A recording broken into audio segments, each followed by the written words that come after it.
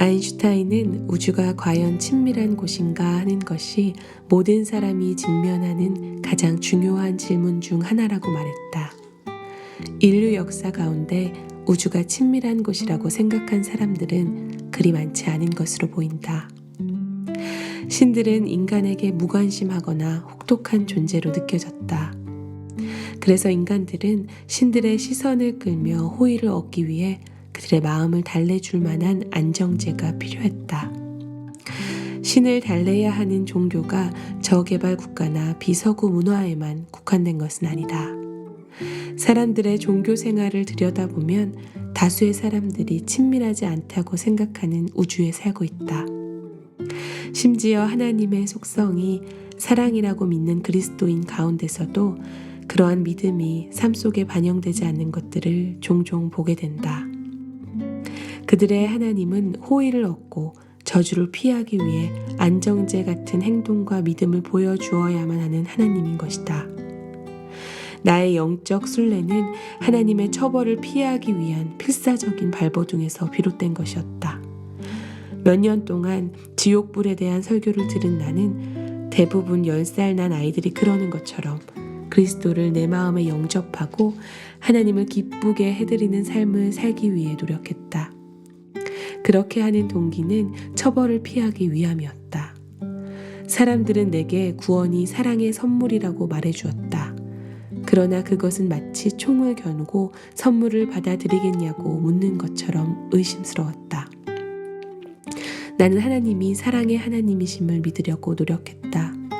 그러나 내 마음 한가운데 자리 잡고 있는 생각은 하나님의 공의와 거룩에 대한 것이었다. 하나님께 의탁한다는 것은 거의 생각하지 못했고 순종은 의무에 의한 것이었지 헌신에서 비롯된 것이 아니었다. 그리고 내 영적 여정의 초기 단계는 위험을 극소화하기 위해 문제의 핵심을 회피하는 경우가 많았다. 그것은 결코 사랑에 의탁하는 과정이 아니었다. 감사하게도 내 이야기는 거기서 끝나지 않는다.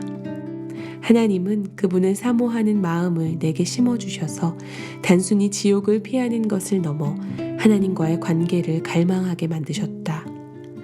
하나님을 생각이 아닌 감정과 느낌으로 만나게 되었을 때 내 체험이 서서히 변화하기 시작했다. 이 과정은 1장 마지막 부분에서 권장하는 기도 훈련으로 더욱 고무되었다. 천천히 그러나 꾸준히 저주하시는 하나님에 대한 두려움이 사랑이신 하나님에 대한 의탁으로 변화되기 시작했다. 그로 인해 내 주변의 모든 것들이 달라지기 시작했다. 사랑과 두려움은 복잡한 관계가 있다. 에덴 동산 이래 인류는 두려움의 영의 소나기에서 벗어나 사랑의 품에 안기고자 노력해왔다. 완전한 사랑은 두려움을 몰아낸다는 말씀은 절대적으로 심오한 심리 영성학적 진리를 내포한다. 그러나 사랑을 갈망하는 수많은 사람들이 두려움에 빠지는 현상을 어떻게 이해하면 좋을까? 아마도 사람들은 사랑이 모든 것을 바꿔놓는 어떤 힘이라고 오해하고 있는지도 모르겠다.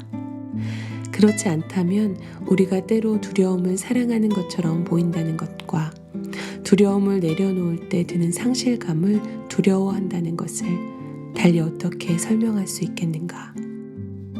기독교는 두려움에 대해 두 가지 상반된 메시지를 전하는 듯하다. 성경은 한편으로 우리에게 두려워하지 말라고 반복해서 말한다.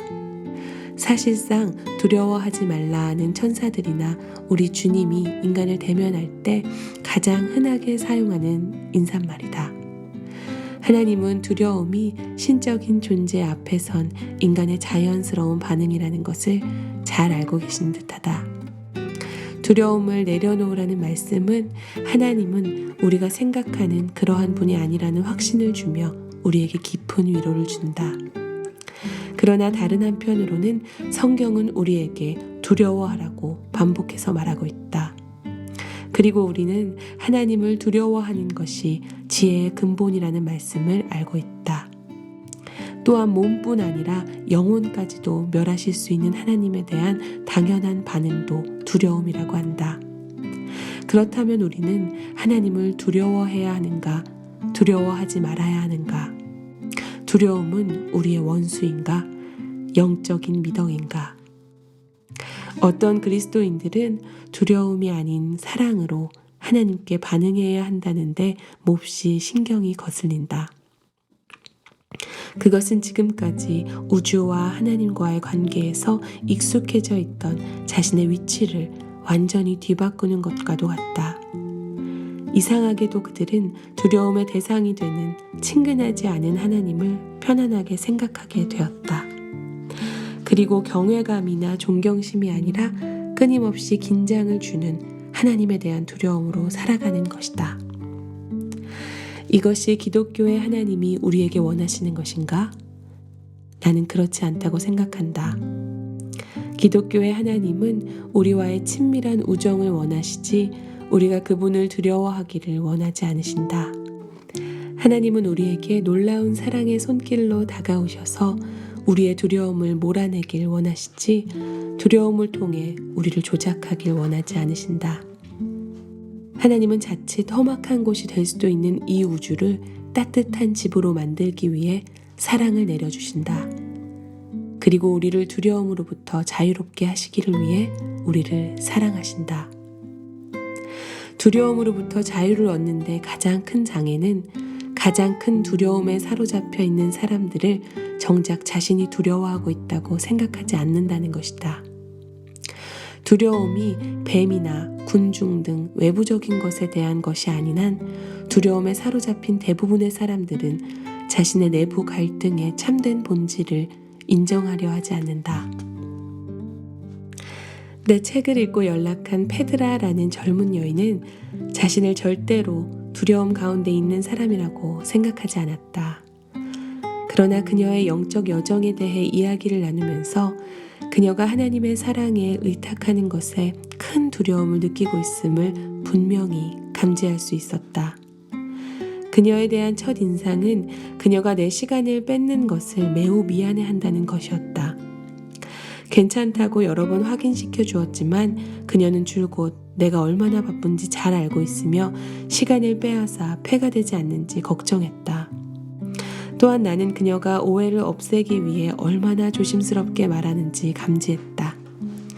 편안하게 자신의 이야기를 하면 된다고 격려하자 그녀는 자신의 말과 행동에 조심성이 얼마나 깊이 뿌리 박혀 있는지 모른다고 했다. 나는 그녀의 말이 옳다는 것을 알 수 있었다. 페드라는 삶의 좁은 울타리와 정해진 경계 안에서 움직이는 삶이었다. 조심성과 통제가 그녀의 주된 관심사였고 그것들이 자신에 대해 유일하게 편안하게 느끼고 있는 부분들이었다. 그것들은 또한 오해받을 것에 대한 두려움, 실수할 것에 대한 두려움, 통제력을 상실할 것에 대한 두려움을 가리는 가면이기도 했다. 나는 잘 통제된 그녀의 겉모습 이면에서 그녀의 거대한 열정과 에너지를 느낄 수 있었다. 그러나 그녀는 자신의 갈망을 두려워했으며 자신의 평온을 깨지 않기 위해 그런 갈망을 조심스레 억제하고 있었다. 하지만 그녀는 자신의 영적인 갈급함을 무시하기가 점점 더 어려웠다. 그녀의 영이 하나님의 성령에 반응하고 있었던 것이다. 그녀는 삶에 대한 통제를 풀고 영혼의 연인에게 의탁하고 싶은 갈망이 있었고 그러한 깊은 갈망 때문에 나를 찾아왔다. 더욱 중요한 것은 그녀의 갈망이 그녀를 조금씩 하나님과의 사랑의 관계로 이끌었다는 것이다. 외적인 원인으로 생기지 않는 두려움을 포착하기란 매우 어렵다. 두려움은 여러 얼굴을 가지고 있으며 그 본질을 감추고 있다.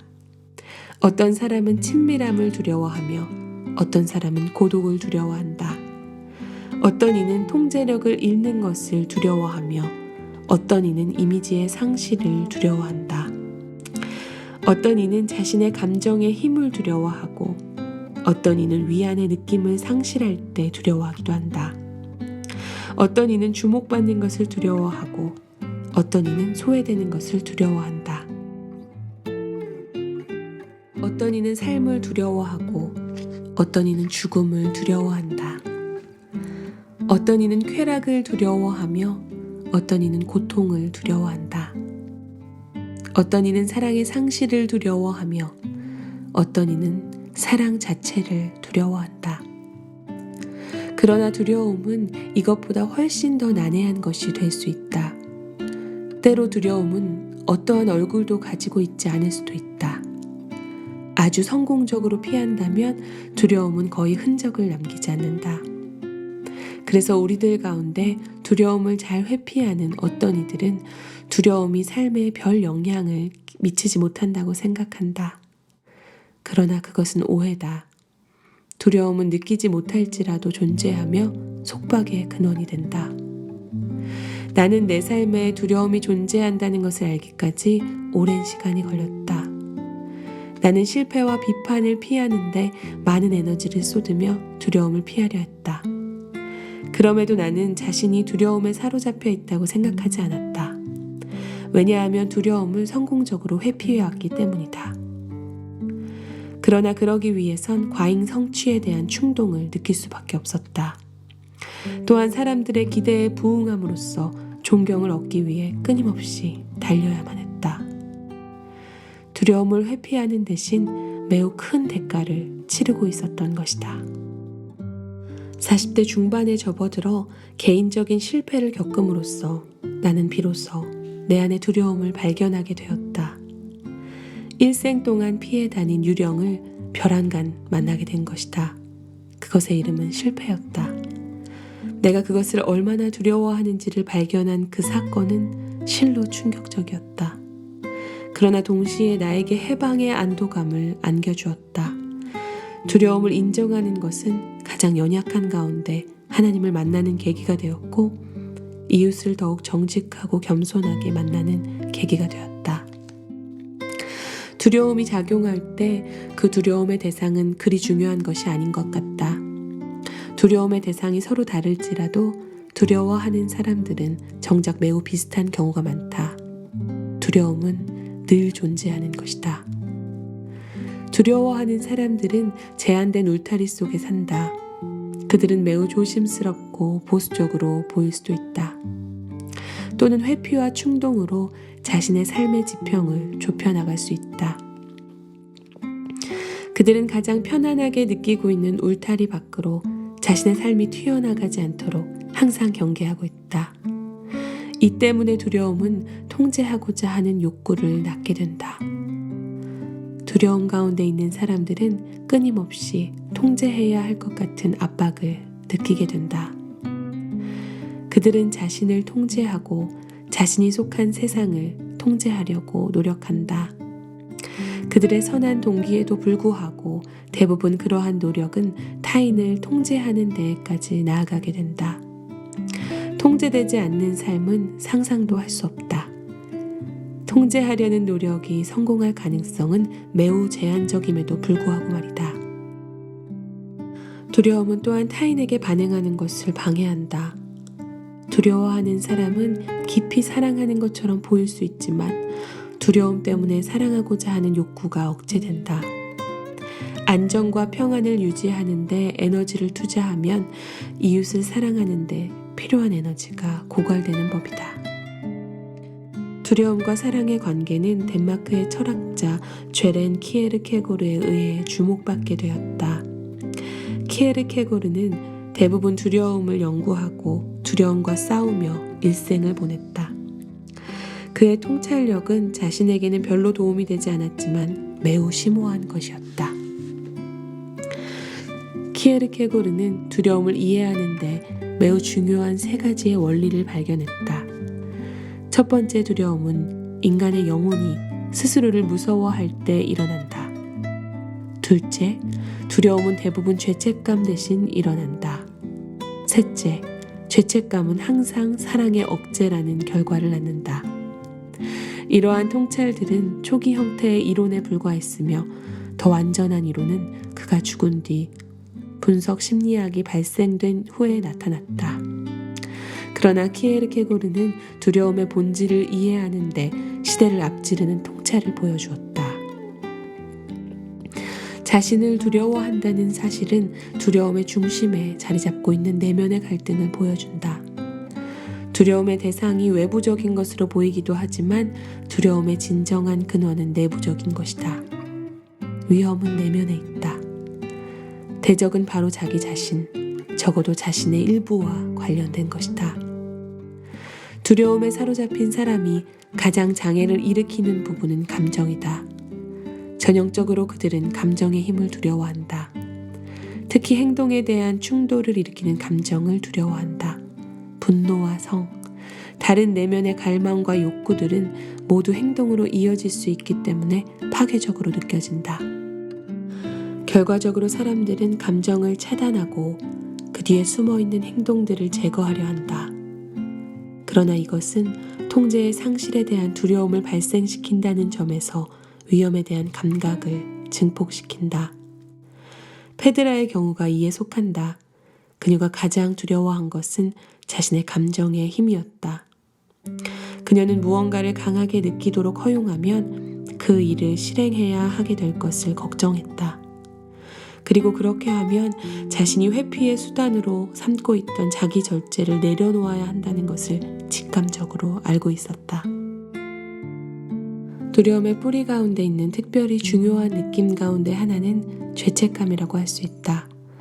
이런 경우 자아 가운데 타격을 입는 부분은 실패했다고 혹은 엄청나게 나쁜 짓을 저질렀다고 느끼게 되는 부분이다. 이런 느낌들은 대부분 의식되지 않는다. 그러나 그런 느낌들은 의식 가운데 두려움으로 침투하게 된다. 그레엄은 수년 동안 내면의 두려움이 잠복하여 따라다녔다고 말했다. 그는 어렸을 때 삼촌에게 성적으로 학대를 당했고 그 이후로 남자와의 관계에서 안전함을 느끼지 못했다. 시간이 지남에 따라 이것은 모든 인간관계에 대한 두려움으로 일반화되기 시작했다. 그는 그것을 감추려고 부단히 노력했기에 대부분의 사람들은 그가 그런 두려움에 빠져 있다는 것을 모르고 있었다. 그러나 그는 그것이 자신의 삶을 갉아먹고 있다는 사실을 알고 있었다. 그레엄은 성적으로 학대당한 경험에 근거한 죄책감을 가지고 있었다. 합리적이진 않지만 그 일에 자신의 책임이 있다는 막연한 느낌이었다.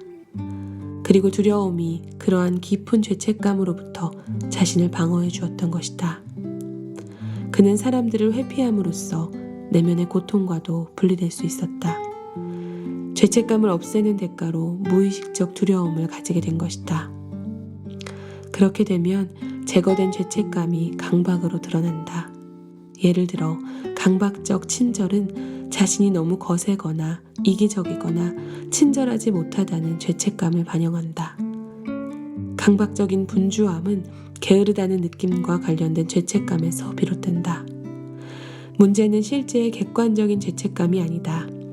두려움의 뿌리는 자신에 대한 비현실적인 기대감 뒤에 숨어 있다. 예를 들면 항상 사랑이 넘친다거나 항상 생산적이라거나 하는 것들에 대한 기대를 가지는 것이다. 그러면 잘 해내기 위해 더욱 자신을 채찍질하게 되고 결국 실패하고 만다. 그리고 이것이 결국 죄책감을 강화한다. 이러한 감정들이 직접적으로 다루어지면 그 비현실적인 모습은 금방 정체를 드러내고 영향력을 잃는다. 그러나 죄책감이 계속해서 억압되면 쉽게 두려움으로 변하게 된다. 그레엄의 강박은 죄책감을 상기시킬 수 있는 모든 것을 회피하는 데 집중하고 있었다. 두려움은 괴로운 것이었지만 사람들과의 친밀감을 회피함으로써 더욱 괴로운 것으로부터 보호받을 수 있었다. 여기서 더 괴로운 것이라는 건 자신이 발휘하는 힘 때문에 다른 사람들이 무책임하고 난폭하게 행동할지도 모른다는 느낌이다. 그러나 키에르케고르가 지적한 것처럼 해결되지 않는 죄책감은 항상 사랑할 수 있는 능력을 파괴한다. 왜냐하면 죄책감을 가지고 있는 자아는 자신이 처벌을 받아야 하는 위험한 존재라고 생각하기 때문이다. 무의식적인 죄책감은 자신의 사랑으로 타인들을 파괴하지 않도록 그들로부터 멀리 떠나 있게 만든다. 이것은 자아 집착이 되며 결국 사랑을 주고받는 능력이 심하게 손상된다. 그레엄은 사랑하는 능력이 매우 치명적으로 손상되어 있었다. 그는 친밀함과 의탁을 갈망했지만 사랑의 관계를 망가뜨릴 수 있는 여러 가능성에 대한 두려움을 갖고 있었다. 사랑 그 자체가 위험한 것이 되었다. 왜냐하면 자신을 위험한 존재로 보고 있었기 때문이다. 요한일서의 말씀으로 돌아가 보도록 하자. 요한은 지난 200년에 걸쳐 도출해낸 두려움에 관한 최고의 심리학적 이해를 1500년이나 앞서 단 한 구절에서 통찰해내고 있다. 사랑 안에 두려움이 없고 온전한 사랑이 두려움을 내어쫓나니 두려움에는 형벌이 있음이라. 두려워하는 자는 사랑 안에서 온전히 이루지 못하였느니라. 요한일서 4장 18절. 두려움의 역학에 대한 이보다 더 간결한 정리가 또 있을까? 이 말씀은 두려움의 해독제로서의 사랑을 나타내고 있다. 뒷장에서 이러한 진리를 계속 다루게 될 것이다. 그러나 지금은 어떻게 사랑 그 자체가 두려움의 대상이 될 수 있는지 더 자세히 살펴보기로 하자. 사랑을 두려워하는 이는 그레엄뿐만이 아니다. 수많은 사람들이 부모나 친구 혹은 애인으로부터 거절이나 무시를 당한 체험 때문에 친밀한 관계를 두려워한다. 그들은 다시 상처 입을 것을 두려워하여 사람들에게 다가가기를 회피한다. 그러한 반응은 충분히 이해할 수 있지만 바람직한 것은 아니다. 사랑은 의탁을 요구하기 때문에 위험한 것이다. 우리는 주어진 범위 내에서 사랑을 주고받을 수 있지만 우리의 깊은 갈망과 사랑의 본질은 자기를 포기할 것을 요구한다. 그러나 포기한다는 것은 내면의 심연 끝으로 우리를 몰고 간다. 별안간 우리는 위험을 예견하는 질문과 맞닥뜨리게 된다. 만약 내가 이 사랑에 의탁했다가 상처를 입으면 어떡하나? 나를 사랑하는 이에게 나를 내어주었다가 배신을 당하면 어떡하나? 속마음을 드러냈다가 거절을 당하면 어떡하나? 사랑을 필요로 하는 나의 갈망에 내가 압도되면 어떡하나?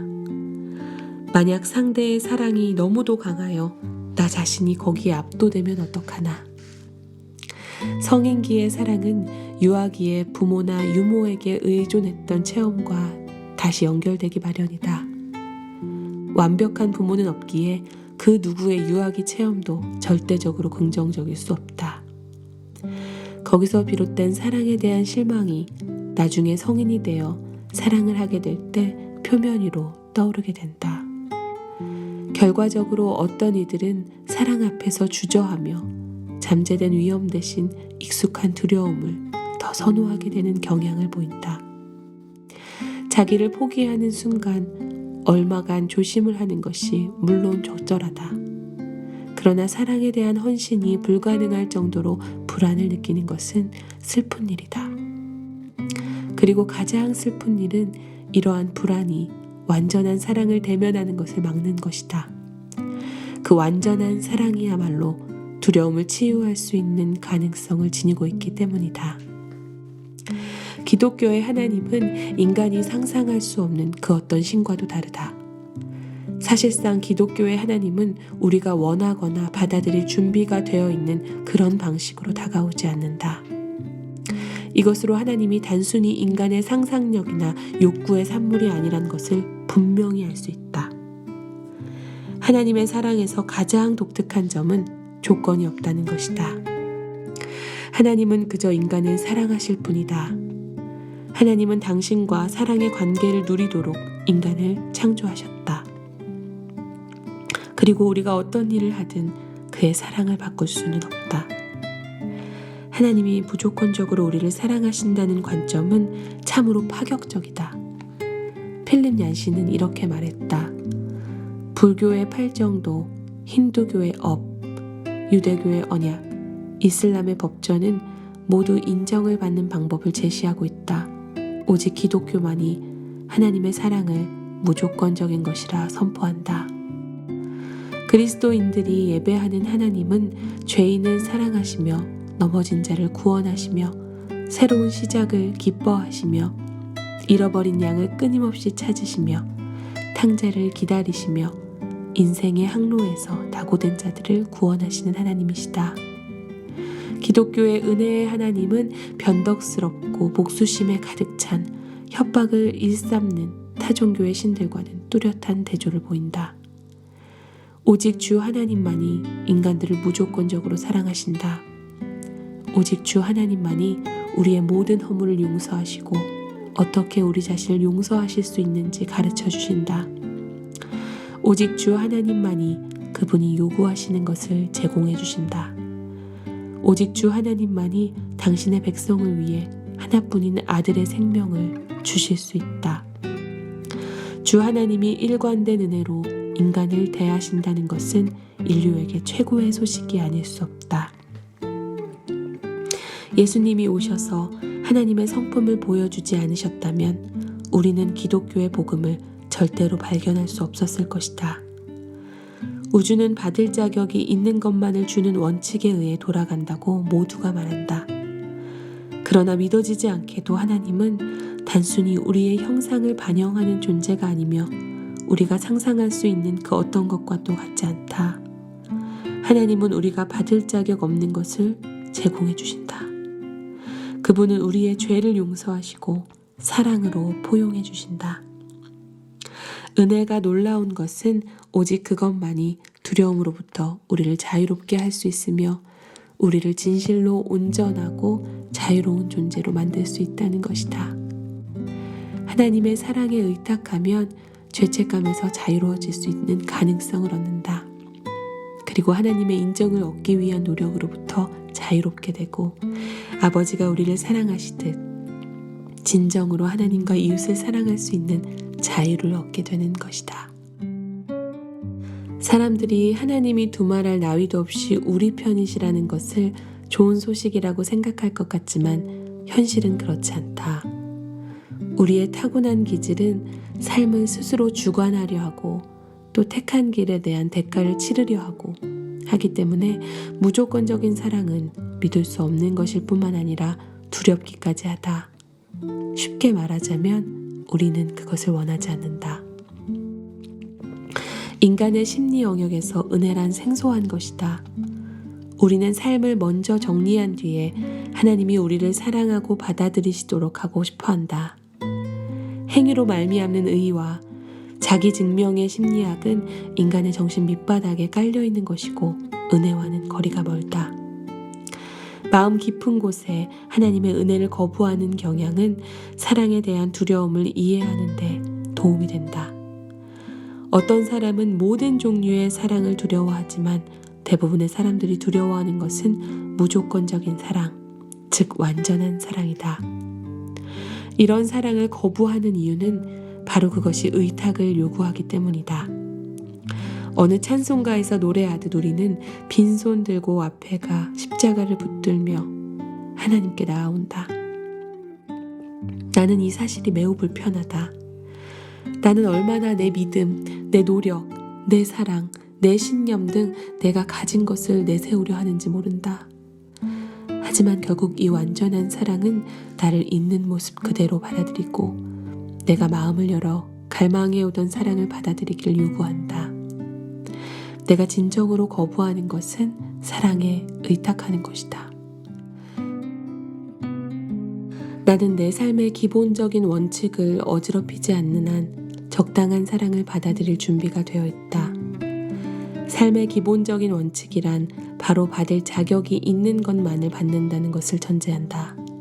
그것이 바로 내가 진정 원하는 것이다. 나는 내가 받아야 할 것을 받고 싶다.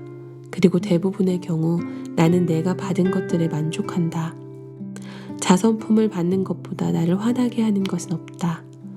이것이 믿어지지 않는다면 타인의 도움으로 살아가는 사람에게 물어보라. 사람들이 원하는 것은 자신이 바라는 사랑을 얻는 것이다. 기독교의 하나님은 우리에게 절대적 타자로 다가온다. 그분은 상상 속의 신과는 너무나도 다른 모습으로 내가 통제할 수 없는 곳에 계신다. 이런 하나님을 만난다는 것은 너무나 두려운 일이다. 왜냐하면 완전한 사랑을 만난다는 것은 바로 자신의 자아를 버리라는 요구이기 때문이다. 우리가 만들어내는 신은 훨씬 덜 두려운 존재일 것이다. 그러나 그런 신은 나를 두려움에서 해방시켜 깨어진 모습을 치유하지는 못한다. 기독교의 하나님은 이런 모든 것을 이해하신다. 그분은 우리를 창조하셨고 우리를 친밀하게 하신다. 그분은 우리의 통제력을 위협하는 것들에 대해 우리가 어떻게 반응하는지 아신다. 그리고 완전한 사랑에 수반되는 자기 포기에 대한 두려움도 아신다. 그렇기 때문에 하나님이 우리를 처음 만날 때 하시는 말씀이 바로 두려워 말라다. 이것은 명령이 아니라 권유다. 하나님은 우리의 두려워하는 습성을 이해하고 계시며 그분이 우리의 두려움을 벗기고 사랑으로 치유하시는 것을 받아들이라고 우리에게 온유하게 요청하신다. 모세와 불타는 떨기나무의 이야기가 이것을 잘 설명해 준다. 출애굽기 3장 1에서 12절에 의하면 모세가 어느 날 양을 치다가 불에 타고 있는 나무 한 그루를 목격하게 된다. 가까이 다가가면서 그는 이상한 광경을 목격하게 되었다. 나무가 불에 타고 있으면서도 사라지지 않는 것이다.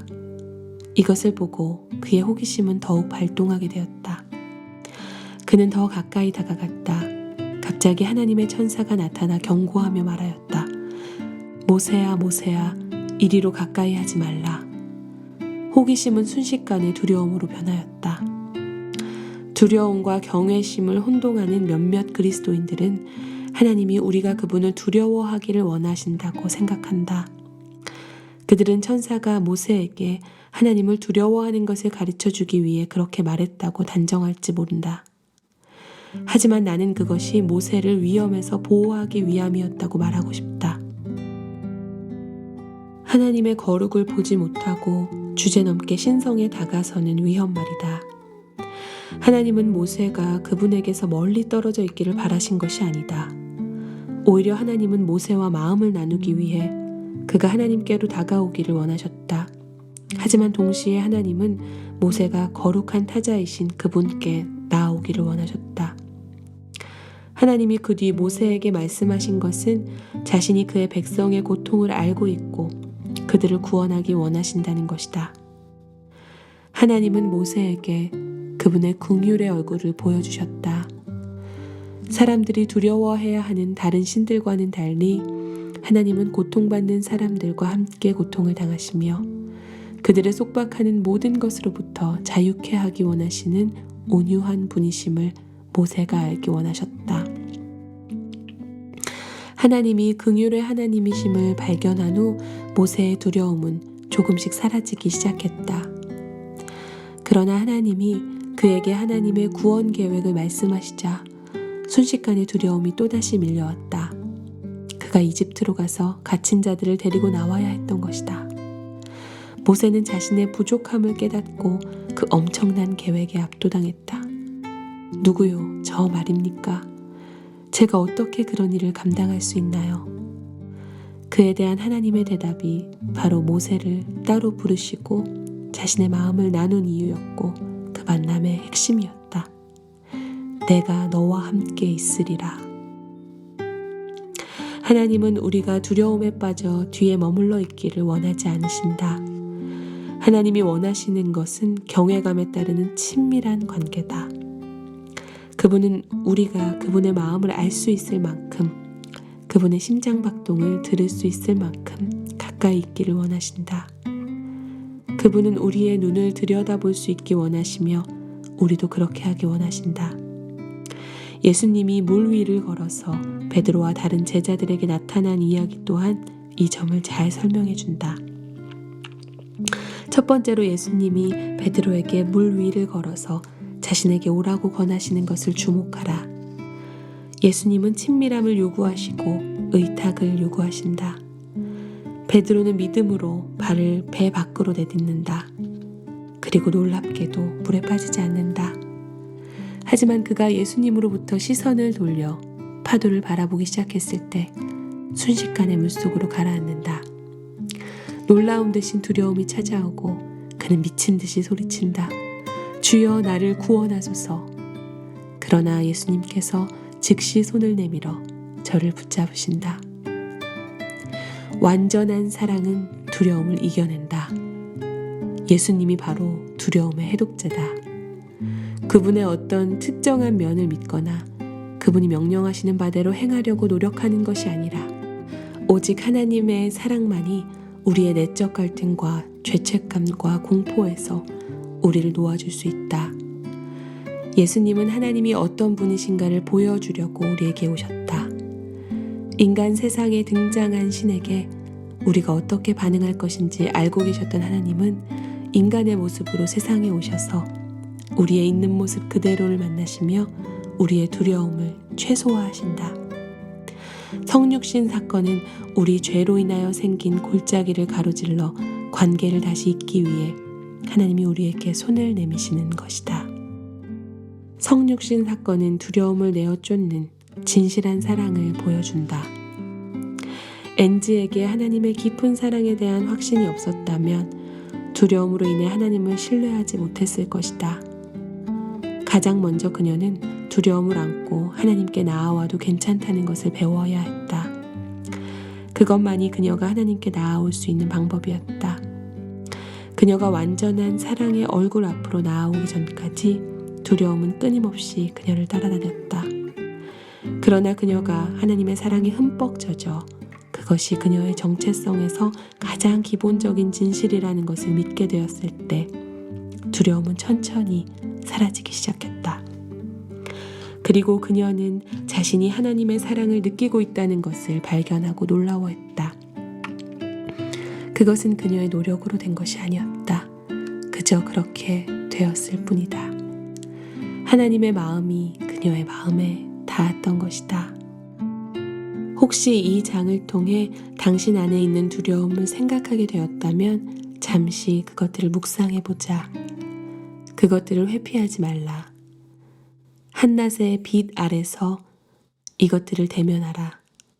그리고 하나씩 열거해보라. 대면하기 꺼려지는 그 부분이 우리 안에서 폭군으로 군림할 가능성이 제일 높다. 두려움의 실제를 부인하는 것은 자신에 대해 무지한 것이다. 그렇게 되면 우리가 대면하기를 거부했던 것에 사로잡히고 만다. 하지만 두려움을 대면하는 것이 그리 쉬운 일이었다면 우리는 벌써 그렇게 했을 것이다. 그러니까 당신이 이전에 거부했던 것들을 이제 대면하려면 무엇인가 달라져야 한다. 그 차이는 바로 사랑이다. 내면의 불쾌한 부분들을 대면할 수 있는 용기는 우리가 깊이 사랑받고 있는 존재라는 깨달음에서 온다. 또한 우리가 안전하다는 확신에서 나온다.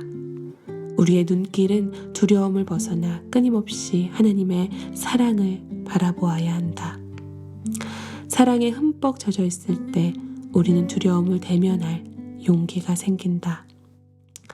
예수님의 삶과 가르침의 여러 측면들을 묵상하면 완전한 사랑에 더욱 든든히 뿌리 박히는 데 도움이 될 것이다. 아래의 짧은 장면들을 통해 묵상의 세계로 들어가 보라. 각 상황에 처한 당신의 모습을 그려보라. 각 장면의 모든 감각적 요소들을 관찰하고 듣고 적어보라. 당신의 감정을 느껴보라. 그리고 예수님께 주목해보라. 이 경험을 통해 깊이 사랑받는 것이 어떤 건지를 발견하고 이 사랑에 의탁하는 데 방해가 되어왔던 두려움을 대면하라. 오늘 읽어드린 책은 영성학자이기도 하고 신학자인 데이비드 배너의 사랑에 항복하다라는 책의 사랑과 두려움 챕터였습니다. 이 책이 챕터 뒷부분에 좀 더 깊이 묵상할 수 있도록 돕는 글과 성경 본문이 함께 실려져 있습니다. 그래서 제가 여기서 소개한 성경을 본문 말씀을 읽어드리고 여기서 안내하는 대로 좀 더 각자 깊은 묵상으로 들어가실 수 있으면 참 좋겠습니다. 그때 사람들이 예수께서 안수하시고 기도해 주심을 바라고 어린아이들을 데리고 오매 제자들이 꾸짖거늘 예수께서 이르시되 어린아이들을 용납하고 내게 오는 것을 금하지 말라. 천국이 이런 사람들의 것이니라 하시고 그들에게 안수하시고 거기를 떠나시니라. 마태복음 19장 13에서 15절. 사람들이 어린아이들을 데리고 와서 예수님께 축복해달라고 하는 요청의 자리에 예수님과 함께 해보자. 그리고 제자들이 그 부모들에게 선생님을 귀찮게 하지 말라고 호통치는 소리를 들어보라. 이제는 예수님의 말씀에 귀 기울여보라. 어린아이들을 용납하고 내게 오는 것을 금하지 말라. 천국이 이런 자들의 것이니라. 당신이 그 어린아이들 중 하나가 되어 예수님께 나아오는 것을 상상해보라. 그분의 무릎 위에 올라가서 그분이 당신을 축복하기 위해 얹은 손을 느껴보라. 두 번째 본문은 마태복음 22장 1에서 14절 말씀입니다. 예수께서 다시 비유로 대답하여 이르시되 천국은 마치 자기 아들을 위하여 혼인잔치를 베푼 어떤 임금과 같으니 그 종들을 보내어 그 청한 사람들을 혼인잔치에 오라 하였더니 오기를 싫어하거늘 다시 다른 종들을 보내며 이르되 청한 사람들에게 이르기를 내가 오찬을 준비하되 나의 소와 살찐 짐승을 잡고 모든 것을 갖추었으니 혼인잔치에 오소서 하라 하였더니 그들이 돌아보지도 않고 한 사람은 자기 밭으로 한 사람은 자기 사업하러 가고 그 남은 자들은 종들을 잡아 모욕하고 죽이니 임금이 노하여 군대를 보내어 그 살인한 자들을 진멸하고 그 동네를 불사르고 이에 종들에게 이르되 혼인잔치는 준비되었으나 청한 사람들은 합당하지 아니하니 내 거리 길에 가서 사람을 만나는 대로 혼인잔치에 청하여 오라 한대 종들이 길에 나가 약한 자나 선한 자나 만나는 대로 모두 데려오니 혼인잔치에 손님이 가득한지라.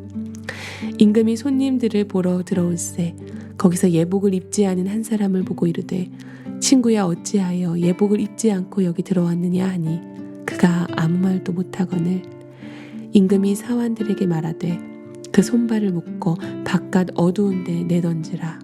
거기서 슬퍼 울며 이를 갈게 되리라 하니라. 청함을 받은 자는 많되 택함을 입은 자는 적으니라. 이 혼인잔치 초청의 글을 읽으며 완전한 사랑의 하나님이 깨어지고 두려워하는 당신의 내면을 가지고 나아오도록 당신을 초청하고 계신다고 생각해보라. 당신이 무시했던 부분들을 가지고 온다면 각 부분들을 위해 준비된 장소가 있음을 깨닫게 될 것이고 각 부분은 하나님의 사랑 안에서 환영받을 것이다.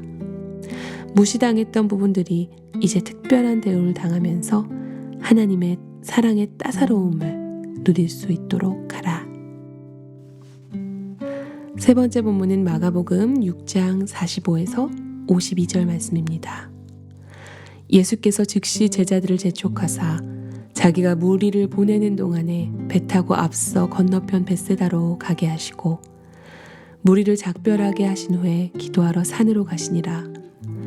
저물매 배는 바다 가운데 있고 예수께서는 홀로 무태에 계시다가 바람이 거스름으로 제자들이 힘겹게 노젓는 것을 보시고 밤 사경쯤에 바다 위로 걸어서 그들에게 오사 지나가려고 하시매 제자들이 그가 바다 위로 걸어오심을 보고 유령인가 하여 소리 지르니 그들이 다 예수를 보고 놀람이라. 이에 예수께서 곧 그들에게 말씀하여 이르시되 안심하라 내니 두려워하지 말라 하시고 배에 올라 그들에게 가시니 바람이 그치는지라. 제자들이 마음에 심히 놀라니 이는 그들이 그 떡 떼시던 일을 깨닫지 못하고 오히려 그 마음이 둔하여졌음이니라. 배 안에서 제자들이 막 일기 시작하는 폭풍우를 바라보는 자리에 함께 해보라. 예수님이 당신을 향해 무리를 걸어오시는 것을 주목하라. 그분의 위로의 말을 들으라. 안심하라. 내니 두려워 말라. 이제 그분이 배 위로 오르시는 것을 주목하고 바람과 당신의 두려움이 사라지는 것을 관찰하라. 마지막 본문은 누가복음 12장 22에서 32절 말씀입니다. 또 제자들에게 이르시되 그러므로 내가 너희에게 이르노니 너희 목숨을 위하여 무엇을 먹을까 몸을 위하여 무엇을 입을까 염려하지 말라. 목숨이 음식보다 중하고 몸이 의복보다 중하니라. 까마귀를 생각하라. 심지도 아니하고 거두지도 아니하며 골방도 없고 창고도 없으되 하나님이 기르시나니 너희는 새보다 얼마나 더 귀하냐. 또 너희 중에 누가 염려함으로 그 키를 한 자라도 더할 수 있느냐. 그런즉 가장 작은 일도 하지 못하면서 어찌 다른 일들을 염려하느냐. 백합화를 생각하여 보라. 실도 만들지 않고 짜지도 아니하느니라. 그러나 내가 너희에게 말하노니 솔로몬의 모든 영광으로도 입은 것이 이 꽃 하나만큼 훌륭하지 못하였느니라.